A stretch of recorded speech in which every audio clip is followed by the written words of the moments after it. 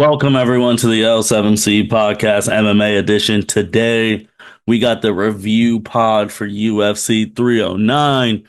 Gonna be talking about that. Gonna be talking about the Tyson and Paul fiasco that happened the day before. Just talking about a lot of stuff that happened this big fight weekend. So we got the MMA expert, Mr. Charles Marlowe, with us. How are you doing today, sir? I'm doing fantastic. How are you doing today, Martin? I'm doing good, man. I'm doing good. Let's just get right into it. This past weekend. It was a spectacle from Friday to Sunday with UFC 309 on the Saturday and the Tyson and Paul fight on Friday. So first it starts off with Friday, Tyson Paul. What Chuck, where do you want to begin on this one, man? Because there's a lot of different avenues. I mean, they had 108 live viewers, so they had a lot of people. It's one of the most viewed things of Where all were those viewers time. at? Where were those viewers getting their? Where were they getting the video from? That's the question. That's gonna be like the question of the century right now. Honestly, the question of the year. Like, yeah, Oh my gosh, it's just that whole setup, money grab was just it was something. I don't even know what else to say other than it was something. It was just I'm baffled by what they have been doing to combat sports. yeah. I mean, they made a 18 million gate largest for a combat sports event ever outside of Las Vegas. But you talked about where those people came, Chuck, because it just came out today that there are people who are suing Netflix about how bad the streaming service was. Yeah, I mean, me personally, I didn't have a single issue with the fight at all. Mhm. Like I was streaming it perfectly fine. I only hopped on to see that last fight. Well, the Mhm. fight with the Caitlyn and I can't figure her name right now. It's on top of my head, but the headbutts and everything else. And that was a good fight. Honestly, it was a great fight. But they have to do something about them headbutts next time if they do their rematch, like they're talking about. But I didn't have any buffering, anything like that. Shane was working perfectly fine. Didn't run into any issues. Mike Tyson's butt cheeks popped up on my screen in prompt time. And like how No they buffering on there's that. yeah, and there's Thank no goodness. buffering on that. It came through clear cut for everybody. Um, it sounded like it from for everyone else's perspective when they were dealing with it, just a shit show. I mean, most of the people were watching from Antonio Brown's stream. It sounds like You had he had like what? 65 million people, like 60 to Yeah, 65 million people watching it. and then you had people on all these other different platforms on TikTok. Because I mean, as I was scrolling through TikTok during the fight, like in between rounds, I saw it on there getting streamed. People were like, there was like tens of thousands of people in people's streams, and it's just random people. They're like, I'm just gonna go to TikTok and I'm gonna find the fight. That's just a laughing matter for Netflix. It was a shit show. I mean, it's a shit show. That's all it was. Is poor. I mean, I don't know if their servers weren't ready for that, but you should have had like a prediction on how many people were going to get involved on watching these streams. I know sharing accounts and stuff probably trickled down and caused more issues, but I know their IT team was having a fucking nightmare of a day. I can tell you their IT team was probably shit. They had over had word for sure. I know they're getting their ass Yeah, because Netflix hasn't even said anything fired. about the issues. All they said is that like, oh yeah, we had 60 million people watching, Oh yeah, of course. and you're right, Chuck. Like, I don't understand why they didn't expect like a big jump near the main event because I mean the thing it didn't go that too late, but like when more people tune in for like the last second to last match of the card to get ready for Tyson and Paul, it was just like, all right, now we're having buffering issues, and like I even had that one thing because I was watching it on the Netflix, and I had no idea till y'all said something. I was like, oh man, this is a good round one. You said, huh? We're in round seven. I was like, what? Yeah, yeah, and that's when once you said that, I was like, "Oh yeah, I know exactly what happened." There's probably buffered. It might have been like when you, it just might have delayed and caught back by sound. Like I don't know what it was doing for some people, but like if it just, it was so off. Their servers were just they were beat. I don't know where they were streaming it from or what was going on, but they're going to have to answer for that. And people, I mean, I don't really know if you already if you're paying for a Netflix account. I Hmm. mean, it's not like you're really buying the fight. It's not like, I mean, you technically your money's going towards it, but you can't really gauge how much to your subscription about the other videos and movies they're watching on their monthlies. I mean, I guess it's just a hassle for everybody, but it's it's just not a good look for combat sports, and I don't appreciate how that went. It was a laughing matter. Yeah, and just so before we go back to like the fight itself, for Netflix too, what the hell are they going to do on Christmas? Christmas, they're hosting two NFL games. Yeah, that's going to actually be interesting to see what that they're going to. Well, probably was they're going to have their team look at where the problem. They're going to work on that, and they're going to fix their stream for next time. Now, if it happens again next time, the people are really going to get pissed off. It's going to end up in some time like everyone's leaving that or something. I don't know. I don't think everyone's going to leave. No, put that back. Take that back. They're going to. There's going to be some boycott Netflix bullshit, probably. Knowing people, how people react to stuff like this, that's exactly what would happen. Yeah, Their yeah, stock will take a hit for sure. I agree. I agree. Chuck, just going to the main event, man. Like, I have so many issues with the fact, like, when Mike Tyson was walking to the ring, he slipped. That's why they like moved the camera only up to show like his upper torso.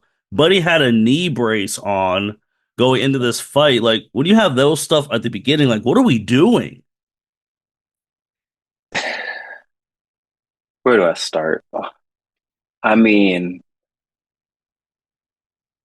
that I can't, I still can't get past the part that the fact that they just didn't cut it once this nigga's cheeks came on the damn screen. Like y'all didn't just think like, oh shit, there's probably some kids watching this.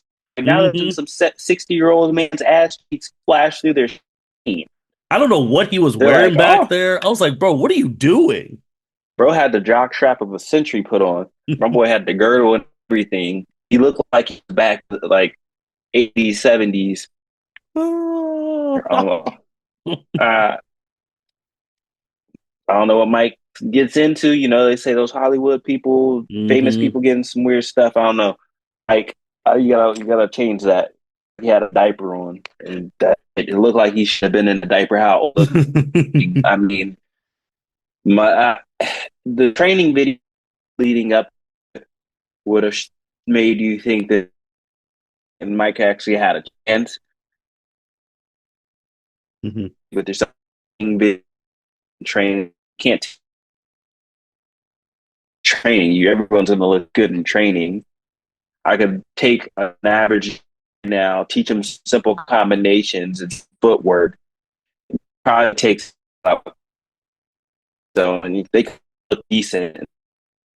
Okay, they know a little bit, like, but like Mike has actual box skill, be able to go box and see what he was in his prime, and see him doing some of the stuff he was doing in the training. But he's like, all right, Mike, actually, Mike, but it just I won't want to say it's scripted. I don't know what to believe.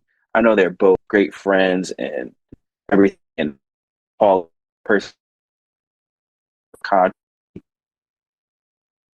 So yeah, let's start. I mean, that's what really working for me is making money off of it. People just keep buying into it. The not buying, I don't like to see him succeed. Not do it. Not buy any of that stuff. And I just saw something that Tyson and Paul and Taylor and Serrano broke two records. So they broke the most streamed global sporting event ever, 108 million viewers. Most streamed sporting event ever, and then most watched pro women's sports event in U.S. history. Hmm. I definitely say the ladies' fight was honestly it was the best fight I saw. They were dogging it out. It was a dog fight, and they were both trapping. And I mean, it looked like some actual general effort. But I saw between Mike and Jake Paul looked like just a buddy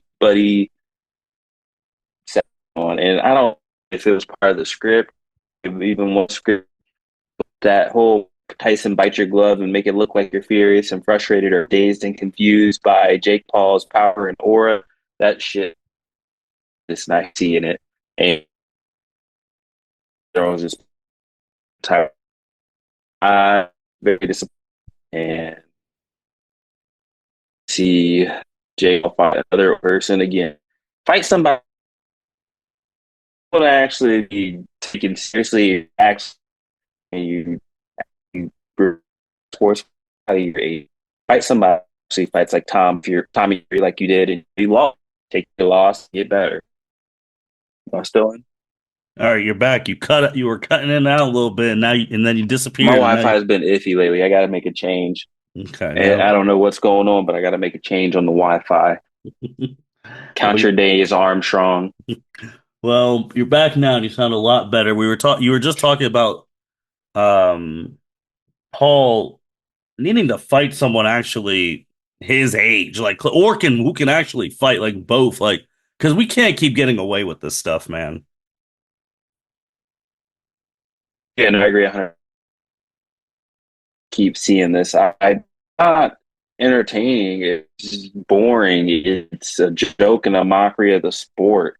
It's not anything that anybody really actually wants to see. And if people really want to see combat, go and actually watch some real top ranked boxing. That watch some people who are no namers. It's actually interesting to watch and watch the sport grow.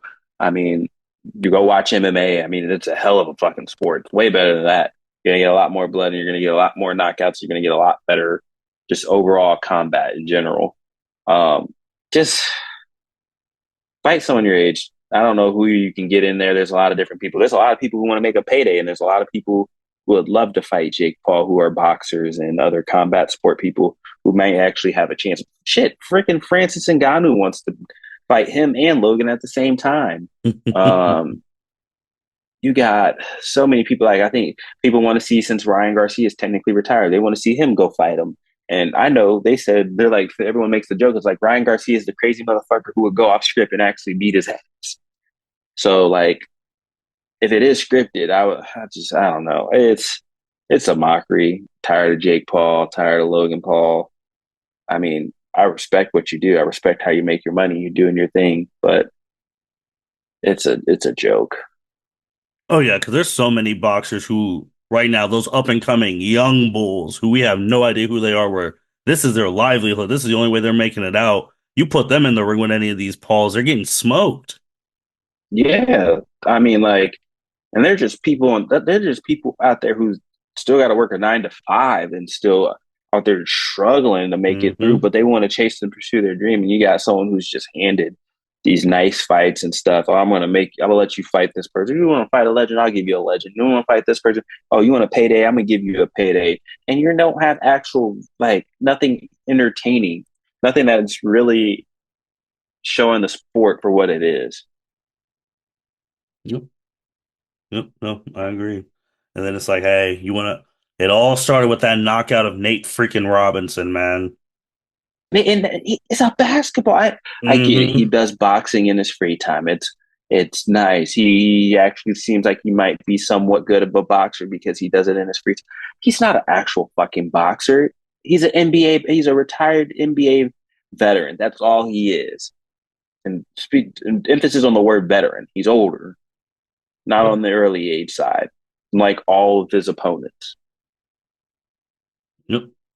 And that's where it's like that's the thing, man. Fighting NBA players who don't know how to really fight like that, fighting UFC strikers who aren't boxers, fighting older people. And I think the thing that really pissed me off about the Paul Tyson thing is that the sanctioning committee sanctioned this to be a real match. So this really actually affected like Mike Tyson's record. And it affects his record too, which Hmm. it's a joke. It's all a joke, and I really don't understand how they keep getting away with this shit.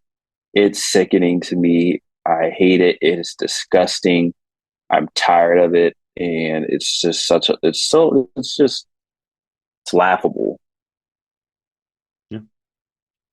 Yeah, and we all thought, I mean, not all of us, but everyone wanted that small glimmer of like just Mike Tyson catching Paul, knocking him out, and all of that. But once you saw like after those first 30 some seconds, those legs, man, they can't move. Oh no, it used to. I mean, he had an ulcer flare up and had to be hospitalized and had to delay the Hmm. fight. I mean, he's Hmm. an old man at this point. He's not in fighting condition, and he's not. That's not who he is anymore. I love you, Mike, but it's not. You're definitely that's not what you're meant to be doing. You know, but And like he said, I believe it. I could also somewhat believe in the sense of maybe Jake Paul was trying to carry him and he realized he shouldn't have been in there, but that might just be a good cover up talk just because the fact that he knows what the payday was yep. and he knew how no not he knew how bad Mike looked. And so he was like, all right, I have to kind of carry here to make sure he doesn't look as bad as he looks for his acting job. Yeah. So litigation's already this NBC Sports litigation over the Netflix fight has already begun for people wanting their money back because of how shitty the stream was. But Mine man, wasn't even bad, but you know what? I cut me off a piece of the pie. I look where do I sign the petition? I'll take a cut of the pie. I'll complain. but man, there were so many people there, AT&T Stadium, a lot of stars there, but that just wasn't it. Like after the fight, I looked at my screen where I was watching it on, and then I looked at the time and I was like, did I really dedicate a Friday evening to this? Like really? And I was just like, Yeah, oh, never again, yeah. never again. Disappointed to my time.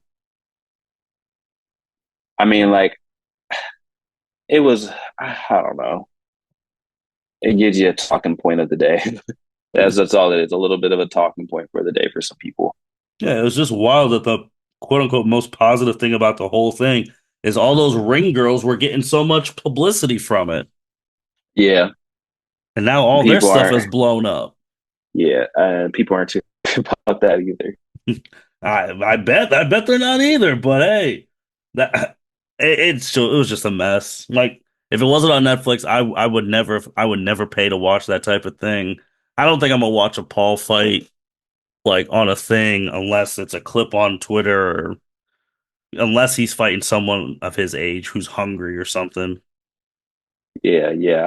I'm a firm believer in not paying for stuff like that, Hmm. those type of fights, because they're not no, not worth my money, not worth my time. You know, I and I'm not gonna pay for it. And I'm gonna watch just that part of the thing because most of the time the other people on the under I mean the Serrano and Taylor fight was actually a fight. Like, Yes. there's sometimes maybe one or two good actual boxers in there with good matches, and then the rest are like celebrity boxers and boxers that are shitty and just here to make a good payday and just here to make their Hmm. and some So we'll see, man. But then you went you guys want to from be famous and do your little thing, just start fighting random street and I mean the street and they work. all right. So then you went from that Friday to the Saturday, UFC 309, Madison Square Garden, Jones, Stipe, or the main event. Before we get into that and just some things I really want to talk about on that one. What was your overall impression of this card, Chuck? Did you like it? Did you love it? Was it eh? Let me take a look at this. I gotta look at it from top to bottom one more time. I'm gonna because I won the prelims, watched it first fight. So I'm just scrolling through real quick. So I'd give it an 8.7. Okay. 8.7. That's my final re- review. If I had to look at all the fights, everything that happened, fight that did get canceled. Remember which one it was. There was one of them that got canceled. I remember. I can't remember which one. They took it off of here, but someone had to thought of a fight. It was actually a decent fight that people wanted to see. But and then some of the fights weren't too great. And there's some performances that people should have definitely done better. But we'll get to I that 8 point will be my final review. Okay. Okay. So, what were some of the matches that, besides the main event, what matches stood out to you? Some ones I want to highlight. Say first off, Owen Elliott Hmm. was a dog. That was a great fight. The knockout was beautiful. Basil came in. He was ready to fight. Really pushed the pace, and it was a good dog fight, and they were going after it. But Oban, that it was a 1-1, I think, the third, and Oban really solidified it there, and he got what he done and put on a good for everybody and the fans, and that should help him move up his rise. Mickey Gall really didn't have a good performance. Who else? David Onama and Roberto Romero was a great fight at first. They were scrapping it out. It was kind of back first. And Onama really just kind of put it on Romero. That was really nice with what I saw out of Onama. And I'd like to see more out of him. I want to see him get a better tank, number two, also. But it was a great overall fight from him. It was good to see Jim Miller win. Always great to see Jim Miller win. Most UFC fights, most UFC wins. Um, 41, I think now, and still doing it and pushing it. Marcus McGee had a great performance against Jonathan Martinez, and I look forward to hopefully getting a ranking next to his name here soon. Unanimous decision. He got what he needed to get done. Won 2 of the 3 rounds. It was a good fight. Um, Another fight that stood out, and mainly because it was a disappointment, was Mauricio Rufy. Can't keep calling him Connor. He has to go all the way to a decision. His movement is definitely Connor. Stamina though is definitely like Connor. That's different. One thing that definitely stood out in that fight is a dog fight that goes into maybe 5 rounds and he has to fight for a championship. You better get some fucking cardio. Better get better because he was going against James Lomtop. He was a -1,000 favorite. Lomtop was putting on a dog fight. He was like, you know what? Everyone's counting me out. I'm going to come in here on short notice. I know he missed weight, and I know the weight definitely probably affected his chin, and so he was able to take a little bit more punches, out heat into his punches, and I think it was good from him. It was a great performance. I think he did really good. He showed his scrapping ability. I think we're definitely going. He definitely made a name for himself and became a fan favorite with that performance. Rufy though, you need to Rufy Ruffy. Um, you need to work on your cardio. Your striking is great and it's beautiful, and you can sneak some in there. And I think you definitely have the ability to be a great. Definitely work on that cardio. And Bo Nickel, you did not make the fans happy. You didn't get a fast win. You went all the way to decision with 11,000 favorites. That's one of the things that stood out on this card. The favorites didn't. You're heavily favored, and they did not perform to a heavily favored performance. Okay. Okay. Yeah, because I saw Nick. I mean, we were talking about those odds last time, and Nickel was one of them, and then Chandler's one was pretty close odds wise, but he came out on top, went to 5 rounds. And Jones was one, was like -625 to +455. I think was there another big odds one?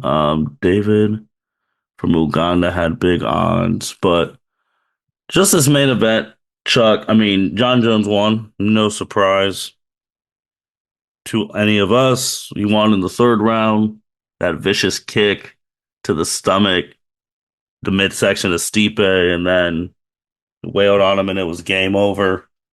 What are your thoughts on this fight? Like, did it go the way you thought it would go? Did you thought it would go longer, shorter? Um, Before we highlight that, I Hmm. did not want to skip over because I know I skipped over this if I didn't think about it or see it and pay to it. I can't pass the fight of the night, Charles Oliveira. Hmm. Um, Charles Oliveira, Michael Chandler was one of the best fights. It was the reason why it's fight of the night because it was the best fucking fight of the night, and that was amazing performance by Charles Oliveira. He has improved, and I want to see him against Islam fucking Makhachev book the rematch. I want to see if he can do it. Give him a Okay. title shot. Okay, back to Jones, Stipe.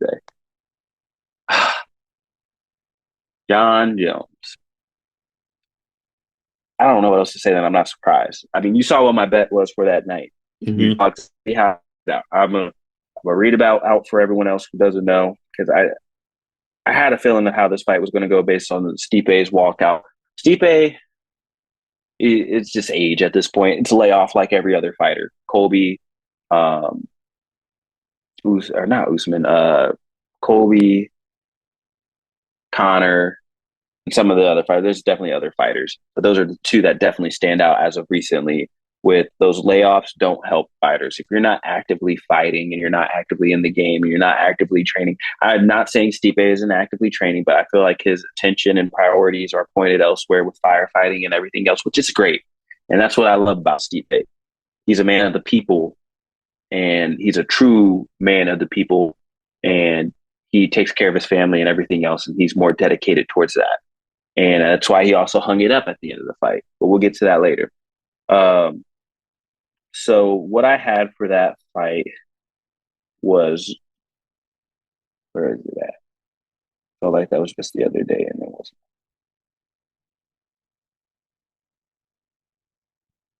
okay. So I had John Jones money line. Will the fight go the distance? No. Over 2.5 rounds. It stopped at the 3 minute and 40 mark or 2 minute and 40 mark. So like just barely over 2.5 rounds. Hmm. John Jones to win in round three by KO.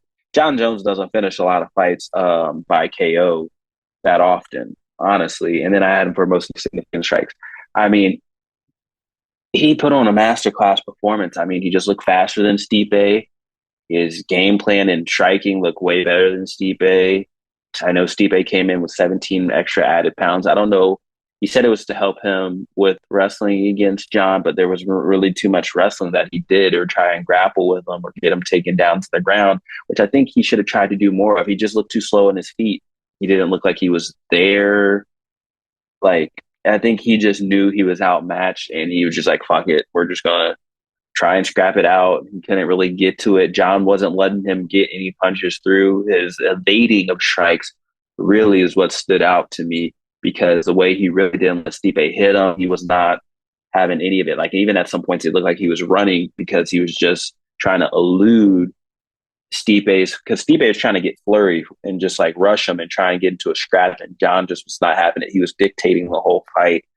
And that's what sucked for Stipe because it's almost like Stipe, you don't expect him to get hypnotized like most fighters would going against John Jones because how powerful Stipe is and just who he is in his own self. One of the best heavyweights, the best, if not the best heavyweight of all time. And I think it was just crazy how it went.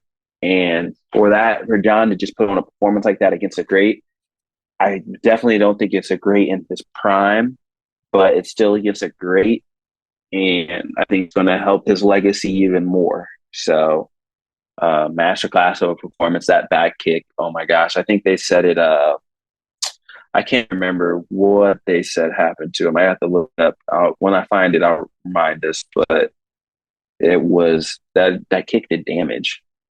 Hmm. Yeah, it did real damage. And Dana, he was talking about Aspinall being the next if John Jones wants to fight. And, John Jones does not want to fight Aspinall. He feels like Aspinall doesn't deserve it because he's been an asshole. That's John Jones's words. What are your thoughts on it all? Can you repeat that last part? Sorry, it cut off.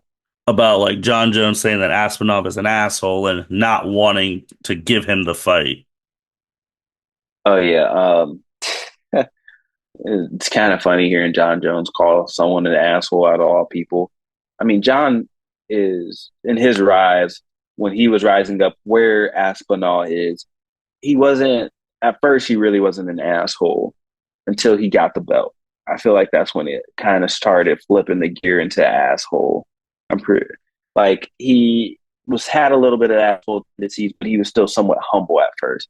Then once he started getting to the top and he knew what he was doing and he was whooping everybody's ass and he started becoming coked out Jones, People who do coke apparently they get like this voice. They get like this person like that is supposed to be like a badass motherfucker, like, and it like pushes you in some type of sense. And John Jones always has that voice in the back of his head saying, like, I bet you won't, motherfucker. Like, he, that's what kind of made him more of an asshole. Um, but I think John just wants to get paid. Because at the end of the day, that's always what John wants. He knows what the fans want, he knows what everybody wants. And then that's what everybody wants. John, if he keeps it saying, oh no, and everybody keeps demanding it, it's more people want it. It's like, why is he acting like this? Why is John doing this? Creates controversy, stirs the pot, and actually fight happen because revenue and you generate some attention and get the fight build up going. Then that's when you have everything else. Agreed on that. Do you think he's going to retire? He's he doesn't. I don't think he wants money. I think John wants more than Stipe, and he's probably like, okay, I actually can do this still. I can. I still got it in me. He said, I don't look. I think it put into perspective in his eyes a little bit. He's not that old yet. He still has fight in him. And he keeps calling Pereira. I mean, I like it if that's what he wants. I think people will like that fight way more. No, I agree.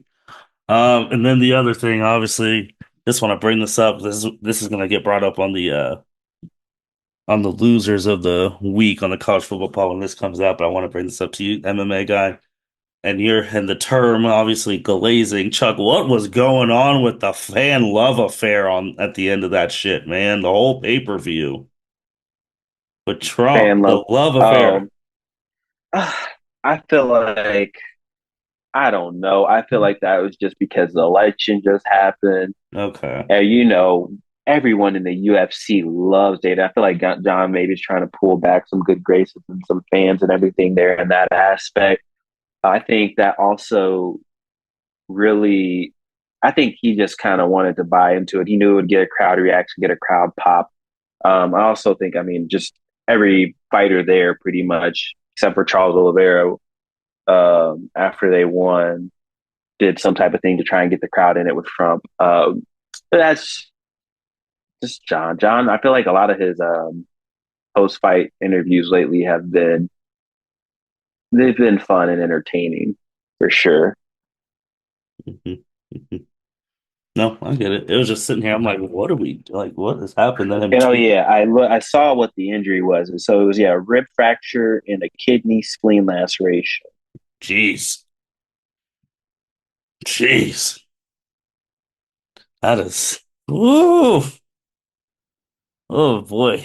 Oh man, man, man, man, man. Even your boy John Jones just tweeting about it a couple days ago. Was like, man, I think I started a movement with the Trump dance. Oh yeah, so you can't start a movement if it's literally named after somebody else. That's why I said I was like, you can't start a move. He started the movement. You guys are just carrying it forward. Oh man, man, man, man. Shit is This is funny. CTE sometimes kicking in. Uh, I saw yeah. him hugging his brothers. Speaking of CTE before the fight, damn, Chandler Jones went through a serious case back then. Oh my gosh, thought Yeah, we were going to have to watch another prime OJ scene.